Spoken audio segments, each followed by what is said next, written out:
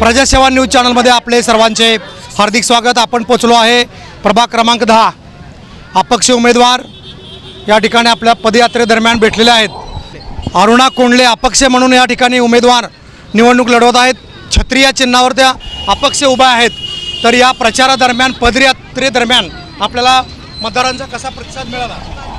बोला, मतदारांचा चांगला कौल आहे, छत्री विजयी होईल।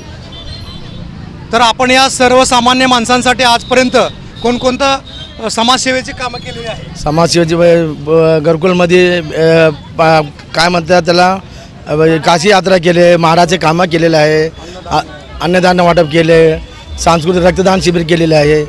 1993 पासून मी महेश अण्णाचे कार्यकर्ता आहे। कोटेकरांनी मला 1993 पासून माझं फक्त वापर केलेला आहे। अजूनसुद्धा मला कुठल्याही पक्षाचं कुठलंही काही पद मिळालेलं नाही। आता तर सुद्धा मी विचारलं सुद्धा काही दिलेलं नाही, नवीन लोकांना संधी दिलेलं आहे। त्यामुळे अपक्ष छत्री माझ्या मिसेसनी उभा केलो। मी विजयी होणार, लोकांच्या आशीर्वादाने माझे विजयी आहे। निश्चितपणे आज शेवटचा दिवस आहे प्रचाराचा। या 10 दिवसामध्ये होम टू होम प्रचार करताना आपल्याला नागरिकांनी कोणत्या समस्या सांगितल्या?